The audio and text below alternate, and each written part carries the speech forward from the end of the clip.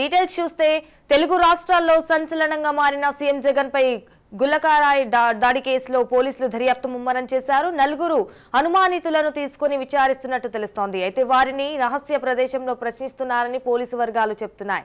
విజయవాడలో సీఎం జగన్ ఎన్నికల ప్రచారం చేస్తున్న టైంలో గుర్తు తెలియని వ్యక్తులు గులకరాళ్లతో దాడి చేశారు. ఈ రాయి తగిలి ఆయన నుదిటిపై గాయమైంది. దీనిపై అజిత్ సింగ్ నగర్ పోలీస్ స్టేషన్లో మాజీ మంత్రి వెల్లంపల్లి శ్రీనివాస్ ఫిర్యాదు చేశారు.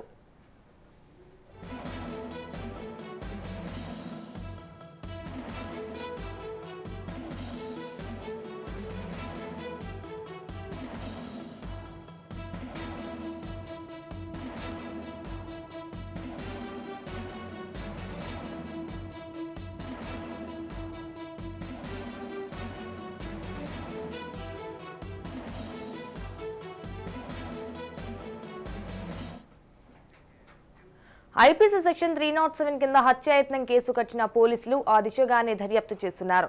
ఈ కేసును దర్యాప్తు చేసేందుకు విజయవాడ పశ్చిమ డీసీపీ హరికృష్ణ ఆధ్వర్యంలో 20 మందితో సీట్ వేశారు. ఇందులో 6 టీంలు పనిచేస్తున్నాయి. వీళ్లంతా ఆధారాల కోసం అన్వేషిస్తున్నాయి. ఎటు నుంచి దాడి జరిగింది, ఎంత దూరంలో ఉంది, అటాక్ చేశారనే కోణంలో ఆ ప్రాంతాన్ని పరిశీలించారు. అక్కడికి వచ్చిన జనం తీసిన వీడియోలను కూడా పరిశీలిస్తున్నారు. వీళ్ళు ఇచ్చిన సమాచారం ఆధారంగా నలుగురు నిందితులను అదుపులోకి తీసుకుని విచారిస్తున్నట్టు తెలుస్తోంది.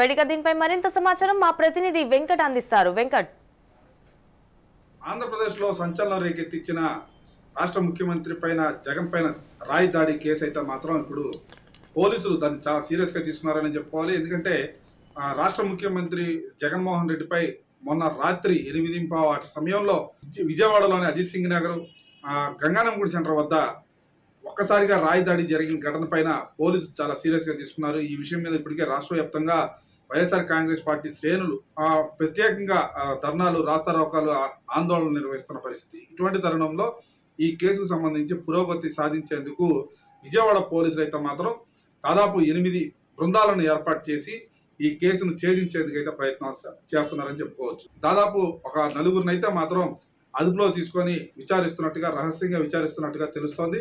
అయితే ఈ కేసుని అతి త్వరలోనే ఛేదించే అవకాశాలు కూడా ప్రత్యక్షంగా కనిపిస్తున్నాయి. ఇందులో భాగంగా విజయవాడ పోలీసులు అన్ని కోణాల్లో కూడా విచారణ చేపట్టారని చెప్పుకోవచ్చు. ముఖ్యంగా అక్కడున్న సీసీ కెమెరాలు కావచ్చు, అదేవిధంగా అదే సమయంలో రాష్ట్ర ముఖ్యమంత్రి జగన్మోహన్ రెడ్డిపై దాడి జరిగే సమయంలో ఎవరెవరైతే వీడియోలు తీశారు, ఎన్ని ఫోన్లు అయితే ఆన్లో ఉన్నాయనే విషయాన్ని మీద కూడా ప్రత్యేకంగా దర్యాప్తుని ముమ్మరం చేశారు.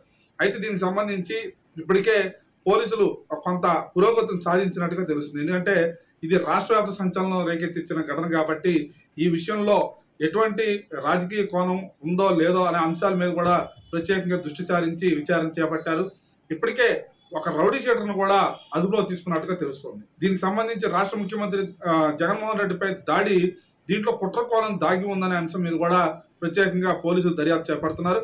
ఇప్పటికే వెల్లంపల్లి శ్రీనివాస్ ఎవరైతే ఉన్నారో ఎమ్మెల్యే, అదేవిధంగా సెంట్రల్ నియోజకవర్గ ఇన్ఛార్జిగా ఉన్న వెల్లంపల్లి శ్రీనివాస్ దీనికి సంబంధించిన కంప్లైంట్ ఇవ్వడంతో పోలీసులు 307 కింద, అంటే హత్యాయత్నం నేరం కింద కేసు నమోదు చేసి దర్యాప్తు చేస్తున్నారు.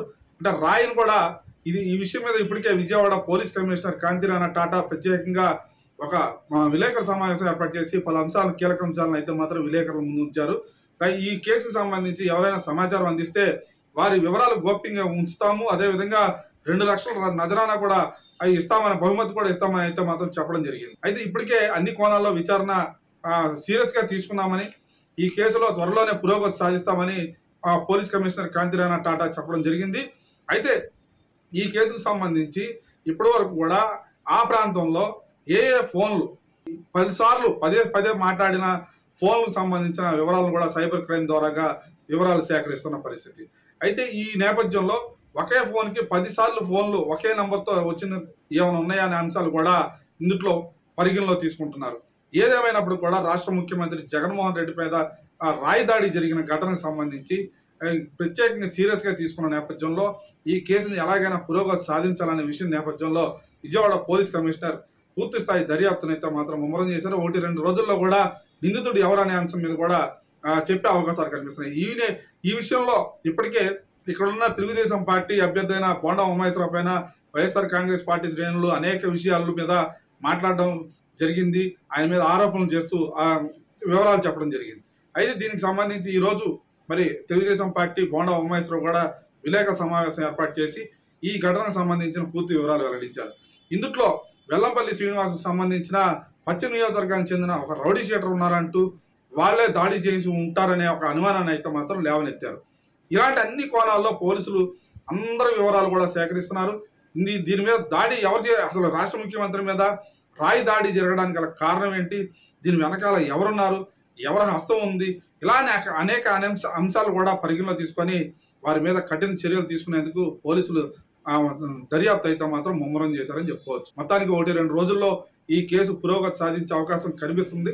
మొత్తానికి రాష్ట్రంలో మరి రాళ్ల దాడి సంబంధించిన వ్యవహారాలన్నింటికీ కూడా అడ్డుకట్ట వేసే అవకాశం ఉంటుంది. ఎందుకంటే ఒకసారి నిందితుడు అదే సమయంలో కరెంటు పోయిన సమయంలో రాయితో దాడి చేసినా కూడా ఎటువంటి ఆధారాలు లభ్యం కాకుండా కూడా పోలీసులు పురోగతి సాధిస్తే ఖచ్చితంగా మరొకరు ఇలాంటి రాళ్ల దాడులు చేయడానికి కూడా భయపడే పరిస్థితి వస్తుంది. కాబట్టి పోలీసులు ఈ విషయం మీద చాలా సీరియస్ గా దర్యాప్తు అయితే చేపడుతున్నారు. మొత్తానికి కొంతమందిని అదుపులో తీసుకొని విచారిస్తున్నారు. ఇలాంటి క్యాట్ బాల్ కానీ అదేవిధంగా ఎయిర్ గన్ కానీ వాడలేదని సాక్షాత్తు పోలీస్ కమిషనర్ కాంతిరాణ టాటా చెప్పడం జరిగింది.